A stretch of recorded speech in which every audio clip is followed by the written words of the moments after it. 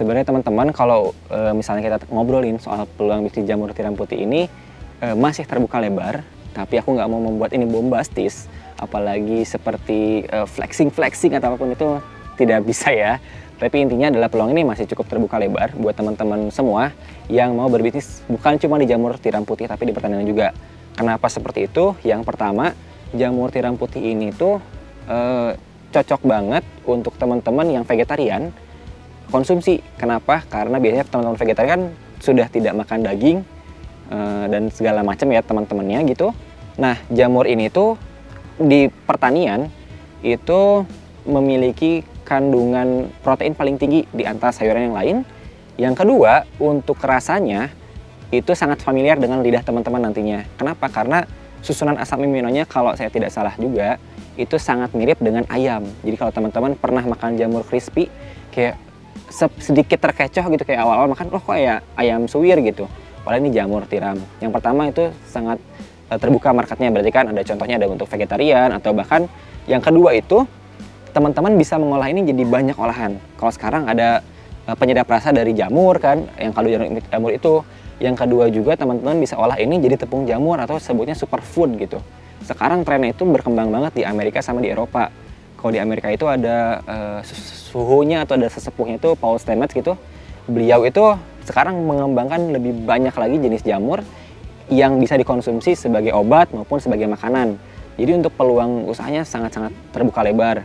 Yang ketiga, untuk konsumsi sehari-hari, jadi jamur itu terbuka sangat besar juga. Selain mungkin ada yang kayak dibuat crispy atau dibuat jadi nugget, dibuat jadi bakso dan segala macam. Untuk konsumsi hariannya juga di hari ini, mungkin di aku sendiri per hari ini masih belum naik lagi, tapi per hari ini rata-rata aku panen 1,5 kintal sehari, dan itu demand-nya masih terus diminta terus gitu tinggi. Karena memang aku mainnya itu B2B kan, bisnis itu bandar, langsung main ke pasar gitu. Jadi memang marketnya masih sangat terbuka lebar gitu. Apalagi kalau teman-teman bisa menggarap juga market-market kayak retail market, atau misalnya kayak sayur online yang sekarang lagi berkembang, atau mungkin platform-platform lain yang memang bisa diisi oleh teman-teman untuk jamur ini sangat-sangat masih terbuka lebar gitu. Terus selanjutnya juga mungkin peluang bisnisnya dilihatnya gimana sih gitu kan. Nah, teman-teman juga bisa memulai dari 3 tahapan itu kan. Bisa jadi tahapannya adalah coba-coba atau belajar atau iseng-iseng. Mungkin dari sekitar 500 sampai 1000 bag seperti ini. Teman-teman bisa untuk belajar cari tahu dulu gimana caranya. Yang kedua tadi untuk skala usaha, mulai usaha lah ya, beneran mulai usaha.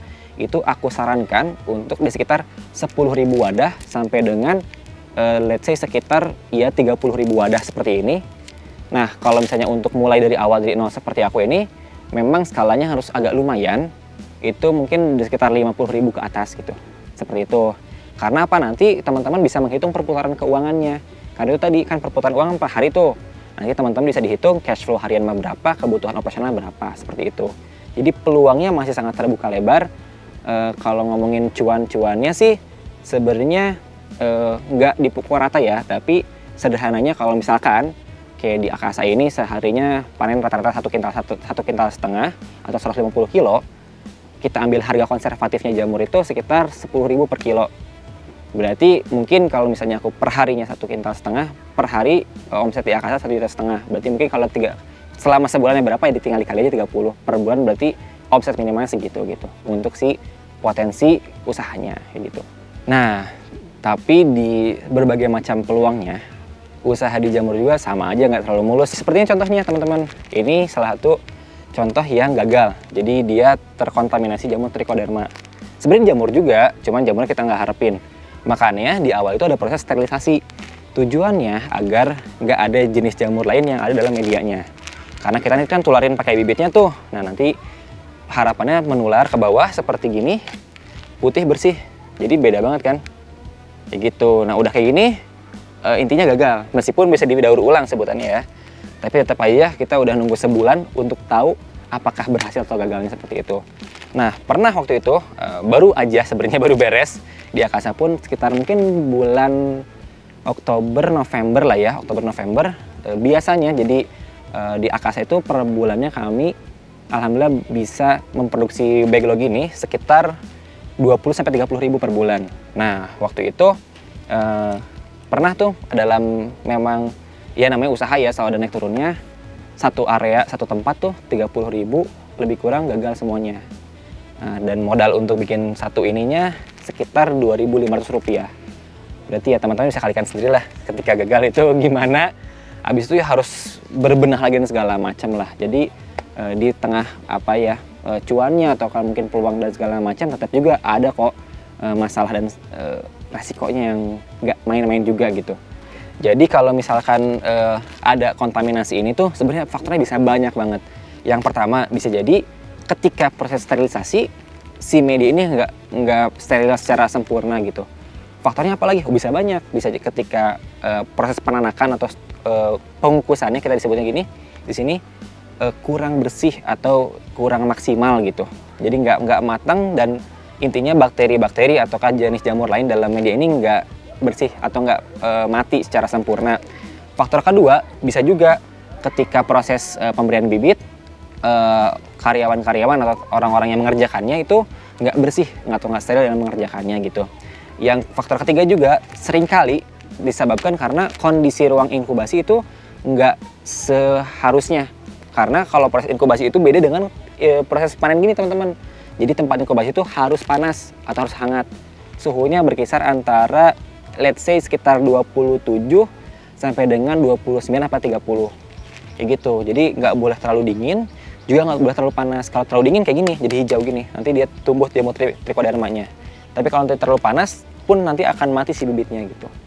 Jadi inkubasi itu memang harus kayak baby inkubator gitulah teman-teman. Kayak gitu. Kalau teman-teman penasaran sebenarnya berapa sih modalnya besarnya gitu kalau untuk memulai usaha jamur tiram putih. Jadi sebelum aku mulai sebesar ini pun aku merintis dari tahun 2019 lebih kurang.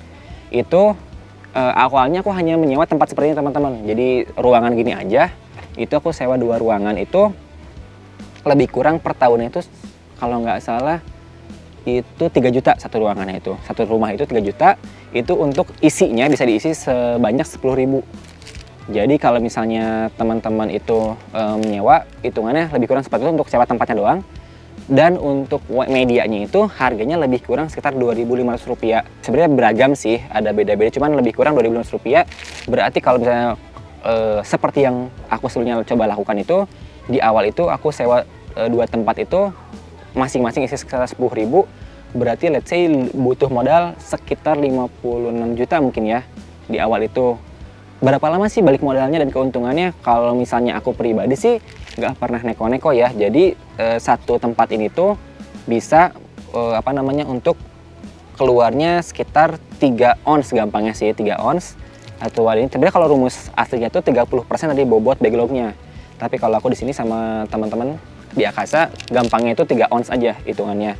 Kalau ada bonus itu bonusnya aja. Jadi kalau misalnya satu tempat ini 3 ons, berarti kalau misalkan harganya beli ini Rp2.500 dan harga kiloannya sekarang dirata-ratakan Rp10.000 per kilo, maka kalau misalnya satu media 3 ons kali dengan satu tempat itu 10.000, berarti aku bisa panen 3 ton kali lebih kurang mungkin sekitar modalnya itu 25 juta si wadahnya doang. Berarti aku punya untung 5 juta selama 3 sampai 4 bulan kalau untuk sewa kayak gitu. Nah, hitung-hitungannya gimana? Ya lebih kurang tinggal dihitung-hitung gitu aja sih. Nanti tinggal diatur teman-teman operasional cost-nya gimana. Pertama kali aku mulai pun aku nggak pakai karyawan sama sekali, ngerjain sendiri aja. Pagi-pagi jam 6:30 datang ke kumbung namanya atau ke growing, panen segala macam, diwadahin, di-pack, dijual gitu. Badarnya ngambil, jadi aku udah langsung lepas gitu. Nah, itu untuk skala yang mulai usaha. Aku saranin untuk 10.000 sampai 20.000, bahkan kalau bisa 30.000. Kenapa? Jadi nanti ngisi media ke dalam ruangannya itu per bulan aja. Jadi nanti teman-teman tiap bulan tuh ngisi lagi. Jadi karena per periode itu lebih kurang 3 sampai 4 bulan, jadi ketika nanti bulan yang pertama habis, yang kedua masih ada, udah ngisi lagi gitu. Iya, ada siklusnya seperti itu. Atau teman-teman kalau misalnya mau coba di rumah dulu, mulai coba bisa-bisa aja beli 500 sampai dengan 1.000 wadah itu buat tahu dulu gimana keluarnya, bisa aja dengan harga yang sama seperti itu. Nah, kalau misalnya untuk mulai sekarang moderat seperti yang mungkin aku sekarang lagi coba lakukan, itu modalnya ya so-so lah, cukup lumayan. Mungkin kalau modalnya exactly berapa nggak enak juga nih kalau ngomong di sini. Jadi mungkin bisa teman-teman di Akasa ini kapasitasku lebih kurang sekitar 80.000. media gitu.